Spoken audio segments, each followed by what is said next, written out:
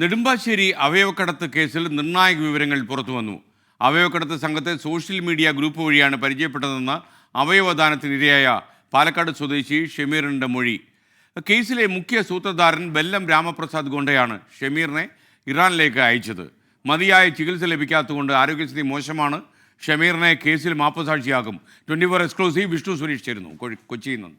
Vishnu, good morning. വിശദാംശങ്ങൾ.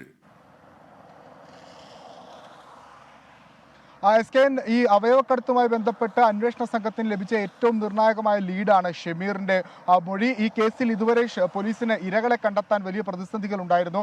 അത് കോടതിയിലേക്ക് ഈ കേസ് എത്തുമ്പോൾ വലിയ തിരിച്ചടി ഉണ്ടാക്കുമെന്നൊക്കെ വിലയിരുത്തലുണ്ടായിരുന്നു. ഇതിനിടയിലാണ് ഷമീറിനെ പോലീസ് കസ്റ്റഡിയിലെടുത്തത്. ഷമീറിൽ നിന്ന് വിശദമായ മൊഴി ലഭിച്ചിട്ടുണ്ട്. ഈ അവയവക്കടത്ത് സംഘത്തിന്റെ രീതി എങ്ങനെയാണെന്ന് ഷമീർ വിശദീകരിച്ച് നൽകി. ഷമീർ 6 ലക്ഷം രൂപക്കാണ് വൃക്ക നൽകിയത്. ടെഹ്റാനിലെത്തിയാണ് വൃക്ക നൽകിയത്.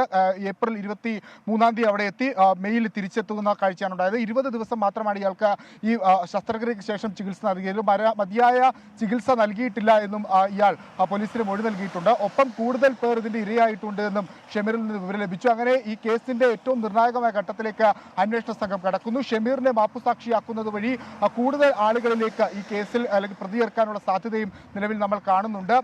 കൊച്ചി സ്വദേശി മധുവിനെ ഇറാനിൽ നിന്ന് എത്തിക്കുമെന്ന് നിലവിൽ അറിയിച്ചിട്ടുണ്ട്. അവയവക്കടത്ത് സംഘത്തെ പൂട്ടാൻ തന്നെയാണ് അന്വേഷണ സംഘത്തിന്റെ തീരുമാനം. അതിൽ ഏറ്റവും നിർണായകമായ ഘട്ടത്തിലേക്ക് അന്വേഷണ സംഘം കടക്കുന്നു ഷമീറിന്റെ കസ്റ്റഡിയുടെ എന്നാണ് മനസ്സിലാക്കുന്നത്. Thank you Vishnu Suresh.